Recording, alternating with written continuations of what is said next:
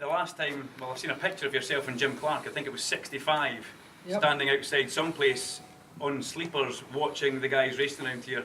It must bring back some fantastic memories. That occasion, I've got the picture of Jimmy and I standing at Ingolstadt on top of a guardrail in my gymnasium. And Jimmy wasn't looking well. It was 1965. He'd been doing Indianapolis and Formula One and touring car racing. I mean, ridiculous. He, I think, won 4 championships that year. But back and forward across the Atlantic, and he looked awful. And I'm looking there pretty good. A few years later, I did the same as Jimmy did, and I got mononucleosis, which is a blood disorder. And I did the crossing of the Atlantic 86 times in 1971. So when Jimmy was doing it, the planes were a bit slower as well. But anyway, I think, you know, the Jim Clark factor. You would not believe everywhere I go, everybody wants to know about Jimmy. And there's great memories in every corner of the world. So that's where motorsport comes in, and that's one of the nice parts about it. And that's why it's good for Scotland. If we keep delivering good sportsmen, sportswomen, and motorsport's bigger than everybody else. You know, it's most global than anything else. So that doesn't answer the question. Doesn't matter.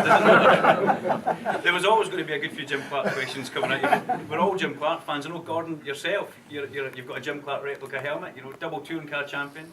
Jim Clark was a touring car champion, you know, it must be a great feeling to wear that helmet when you're strapped at Knockhill and your special lessons. Yeah, hello everyone, if I haven't spoken to you already.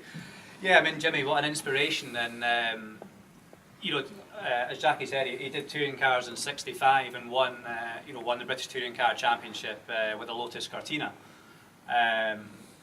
You know, I went back to Goodwood to race for the last couple of years, and at Silverstone in the Classic, and at Team Dynamics we have a Lotus Cortina as well. And I can honestly say, you know, taking away the professional side of modern motorsport, going back and racing, you know, in the historic categories, is the most fun, the most laps I can do with a smile on my face, and it actually makes you appreciate, you know, where motorsport has been and also where it's come to now. And you know, the change in the cars from then to what we have now is enormous. But without, you know, the pioneers of motorsport at that time, would never be where we are now.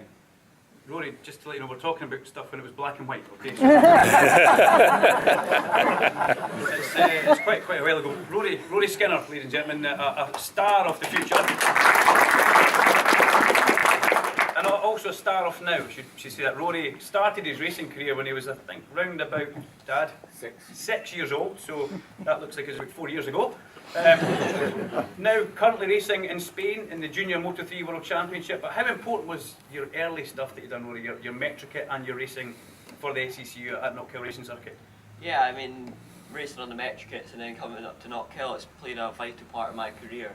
It's without being at Knockhill when I was 11 years old, thanks to the SACU for giving me the dispensation, I don't think I'd be where I am today, because it's given me that little jump to just give me that little bit of extra confidence, and I can't explain how much it's actually helped me through my career.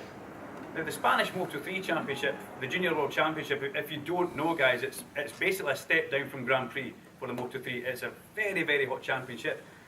A little injury at the start of the year, a little break in the wrist, you're telling me it's nothing, but anything that sounds like a broken bone makes me shiver. But you're racing against the likes of the Valentino Rossi Academy riders. I mean, that must give you a great spirit to actually beat these guys. Yeah, in the Junior World Championship, it's pretty much a championship where all the Moto3 teams from the Grand Prix paddock have junior teams, so they can get their riders from that championship. They know what pace they can run at, because we run at quite a few of the Spanish MotoGP tracks. So it's a really good championship. The bikes are really, they're identical, if not a little bit higher, well, further on in development. So it's a good championship. I'm in a privateer team, but it's the best privateer team we can be in. It's my team is great. Mark Keane from down in England. It's a full British team backed by Race Steps Foundation. So it's the moment it's the best team I can be in, and it's working great for me. Perfect. Scottish Rally Champion. You know, I've seen you knock Hill doing the McRae stages, which were last year, maybe a year before. All rolls into one. Sometimes you're a commentator. Clearly, rallying's going through a bit of a tough time just now. But you know, this investment you were saying to me there now is great news for rallying in Scotland. Yeah, I think so. I think rallying's had a bit of bad PR recently with the recent fatalities, but I think the money will go a long way, certainly. I'm glad it's been spent on the grassroots end of the sport, because, you know, for me, Sir Jackie hit the nail on the head earlier when he explained, you know, there's so many aspects of motorsport to be involved in, be it a marshal, a medic, recovery, organiser, and there's so many different aspects. So yeah, I think it'll go a long way and certainly push the sport at, you know, kind of high school or university level, and encourage people into sport rather as football. You've changed manufacturer for this year, gone from Ford over to Skoda into the Fabia. How's the car going so far? Yeah, the car is good.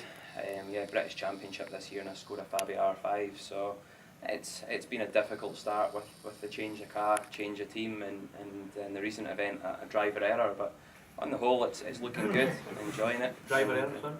No, that's mechanical failure.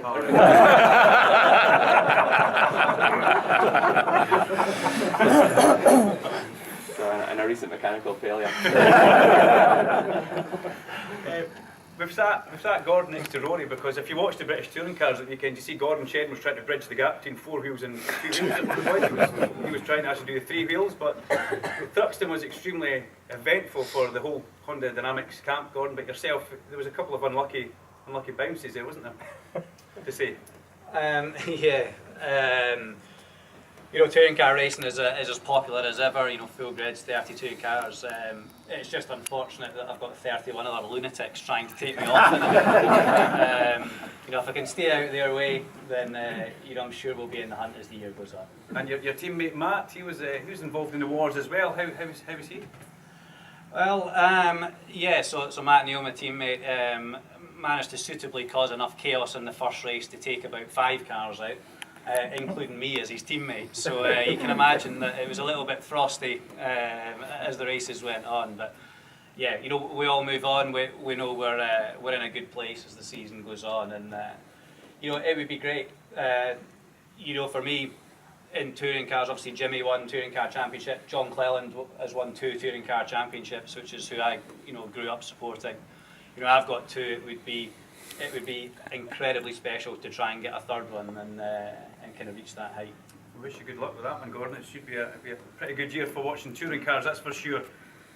Sir Jackie, we spoke about Jim Clark before, but the Tyrrell years for you were a fantastic bunch of years as well, working with Ken Tyrrell, the great innovator that he was. You had some great teammates as well along the way, the great Francois Sever. But how great was it for you to be in the Tyrrell at that time in your career? Well, it was a good time, because in those days the Ford Cosworth engine came along. I started off with BRM, and it will be 50 years in 2 weeks since I won my first Monaco Grand Prix. Ironically, Jimmy never did win in Monte Carlo, because Colin Chapman made 2 fragile cars. You know, Ken Tyrrell produced for me, I only ever had 1 wheel come off with a Ken Tyrrell car, and I drove from right at the very beginning in Formula 3 right through Formula 1, and I never had the mechanical failure such as a wheel coming off. Jimmy, the Lotus was so fragile. Monte Carlo in those days was more potholes just as a normal road, so Jimmy's car never was good enough to let him win the Monaco Grand Prix. So it's celebrating for me. In 2 weeks' time, it'll be very nice to be there. Just one thing about your motorcycles. I mean, pardon my French, girls, but motorcyclists have balls. Racing drivers are pussycats in comparison, because you know, you broke your wrist and that's nothing special. Don't worry about it. Mick Doohan I know very well. He's a great friend. Mick Doohan's got more broken bones in his body than I know anybody else. He's been racing in these conditions. So motorcyclists, I think, are tougher than the racing drivers. Racing drivers are all spoiled and looked after, but you know, even at the very top end, whether it was Rossi and still Rossi now, if he falls off a bike, you know, unless there's something seriously wrong, he'll be riding the next day. these pussycat racing drivers. So the sport, that's why I keep, you know, Jimmy's legacy, the question is that with Jimmy's legacy, his 2 wins in the Indianapolis 500 were terrific. He won the World Championship the same year as he won the Indianapolis 500, and he won the Touring Car Championship that very same year, as I think I mentioned earlier. So Jimmy was my inspiration. I learned, as I said I think earlier on, most everything I learned some from Graham Hill, because I was with him for a couple of years at BRM. And then Jimmy and I shared an apartment in London. In fact, it was John Whitmore, who was a great touring car driver. He was rich, and Jimmy and I were poor. Well, I was poor, Jimmy was all right. But Whitmore gave us his apartment.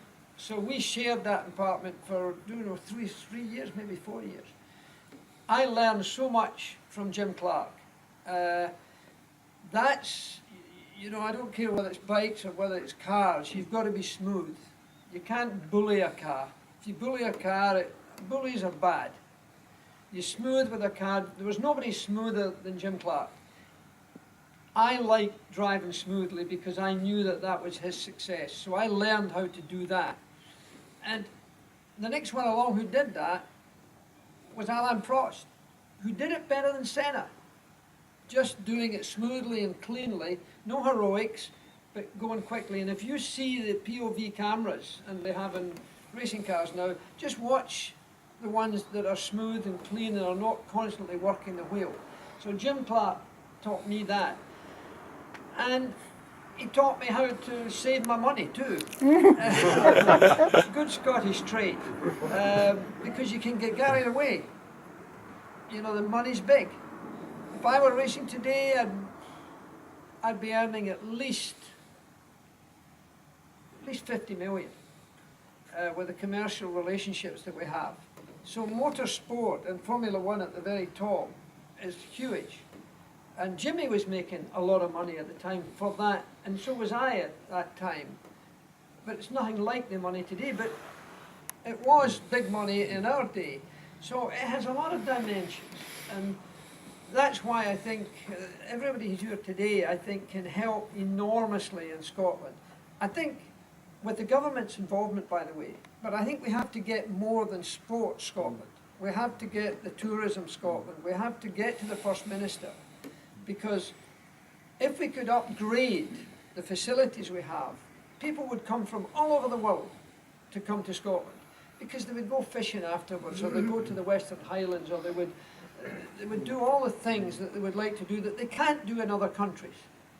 And we've got great hotels and great restaurants now, and that's what I'd like to see come about. But that won't take from one division of the government. And the tourism factor, we could bring a lot more people, but we have to have a facility that's good enough. You can't, nobody's going to come back standing in the rain with a marquee that leaks. You know, you've got to have the place looking really good, well kept, flowers everywhere, little trees growing up in the paddock area and everywhere else, where it's appealing. And more women are coming to motorsport than they've ever done before. And they're bringing their children, because men and women are working now. And at a weekend they don't want to leave them behind. So everybody goes. So we've got to do a lot. And for a wee country, we could do it better than a lot of other countries. Certainly better than England. And certainly better than France, for example. The Germans even haven't done it too well. They were doing it well in the past, but not so well now. So I think putting this together, I think is a very worthy thing to be doing. And what was your question again? Remember to do it. Kane Tyrrell. Yeah, Ken Tyrrell, great man, fantastic. Night before last, I just passed his house down in East Horsley. Nicola Bertinetti. Nicola Bertinetti? Benedetti. Benedetti. I went down to hear her play. There's another great Scot. And we actually passed Ken Tyrrell's to get there. So happy memories for me. Amazing man. He was a timber merchant, that's why he was called Chopper. And he got mechanics round him that were the best mechanics and the best engineers. To finish first you must finish. And Ken Tyrrell was a giant at that. And we had robust cars, but they were quick. And again, going back to the engineering opportunities, we've got a lot of good engineering universities in Scotland, and we should get them into motorsport, because that's where international, they can go around the world with it. So there's so many different ways, and Ken Tyrrell, fantastic, was the only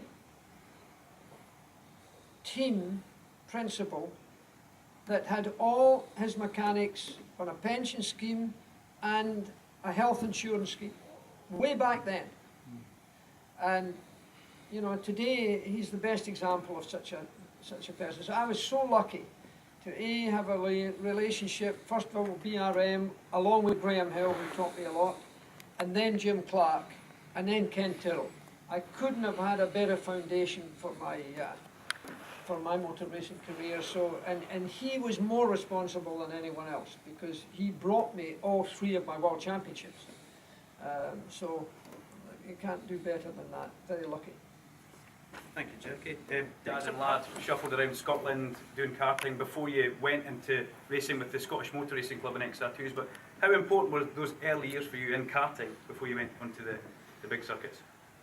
Yeah, I mean, karting I started very late by today's standards. Only when I was 16 was the first time that I actually sat in a kart. You know, when you look at Lewis Hamilton and guys these days, they're starting at 4 or 5 years old. But it was about the experience, and you know, up until then, I was just the kid who had, you know, posters on the walls of, you know, of all the race cars. And you know, when I went to Knockhill to watch my first touring car race in '94, I was the kid who was standing in the queue waiting for autographs and posters with the stars of the time. And you know, it was, to drive a kart was fantastic. To win in karting was amazing, and I never realised, I guess, you know, where my career would go from there. But the transition into car racing, you know, for me was huge. I knew fine well if I wanted to make any career out of motorsport, I had to get out of karting and into car racing as soon as possible. Learn my trade at Scotland, you know, in Scotland here at Knockhill, and then you know, expand my wings and go and race down south, because the goalposts move enormously when you test yourself against the best. And you know, without what I learned in Scotland, without the support I got from a variety of businesses in Scotland, and even from Sport Scotland. You know, I think I was the first racing driver in the first incarnation of Sport Scotland that actually got support back in '98. But it was then, there was no structure, and this is why today's so, you know, so important. If you're in athletics, if you could run 100 metres in 10 seconds flat, that's fine. You can tick a box, we know that you're doing quite well. If you can jump a certain height in high jump, we know that you're doing quite well. Motorsport, there's so many different avenues, from rallying, from bikes to car racing, single-seaters, you know, GTs, you know, touring cars. And it became very complicated. So we're very much, you know, on our own to try and forge our own careers. But with what we have today, we now have an opportunity to bring that together. And for the next generation, you know, and the generations to come, we should find much more support in all different areas to move forward. David, you'll see some of the grassroots rallying, because we've got one of rallying's greatest ambassadors here. We've got David Barlow. Digby's in the room as well. I started rallying, I was 17 years old when I gained my driving licence, but you know, now the younger kids have the opportunity to drive from 14 years old. So yeah, it's, you know, all thanks to Digby's efforts. You know, the kids now have a great opportunity to really hit the ground running when they turn 17. We're now going to open it up to you guys out there. I would like to, this is where it can be very dodgy for these pure chaps sitting up here. Are there any questions in the room that anybody would like to field to these guys up here, as long as it's under subject of racing and not anything else? Ian Brown, it looks like there. Question to Sir Jackie. We all enjoy racing at Knockhill now, but while we're at Ingliston, I've seen a YouTube video of you recounting a lap of Monaco, and I wonder if you can perhaps recount a lap of Ingliston when you last go there. Before I started racing, I was shooting, so I was deaf as a post from shooting and racing. What was the question? I heard some of Quite a tricky one, this actually. I'm wondering if you could recall and talk a lap of Ingliston. Ingliston. Yeah, I only drove probably 2 laps. Did you say Ingleton or Monte Carlo? You know, we've seen a YouTube video recounting your lap of Monte Carlo, which was excellent. I just wondered if you could share a recounting a lap of Ingleton with the group. No. I drove the Tyrrell Formula 1 car at Ingleton. I think it might have been 71. Something, 71 or 72. Very tight, bit of stop and go. Very few flowing corners, particularly in a Formula 1 car, you know, when you're getting a bit of steam up. Therefore, I couldn't remember, it's a funny thing, I can't remember that, but I think I did maybe 3 laps maximum. And I don't remember the circuit. And I'm dyslexic, so that's my excuse. But I could remember the Nürburgring, 14.7 miles around, and I could give you now every gear shift and every braking distance for the Nürburgring right now. I don't think we've got enough time.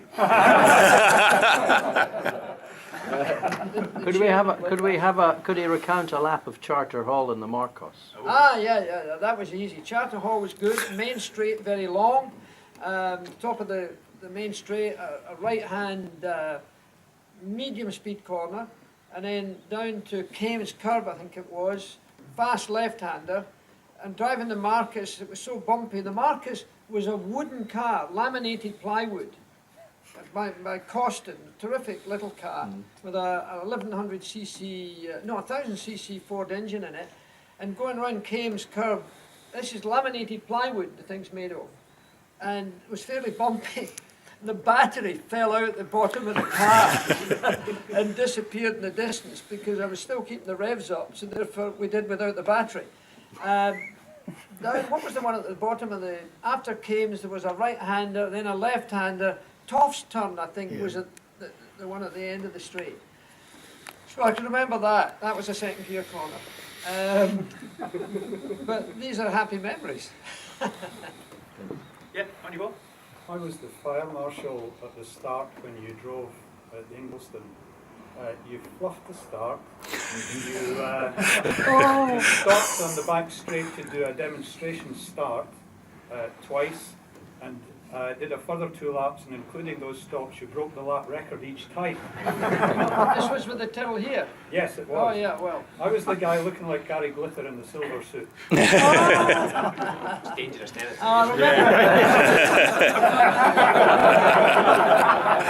I remember you well.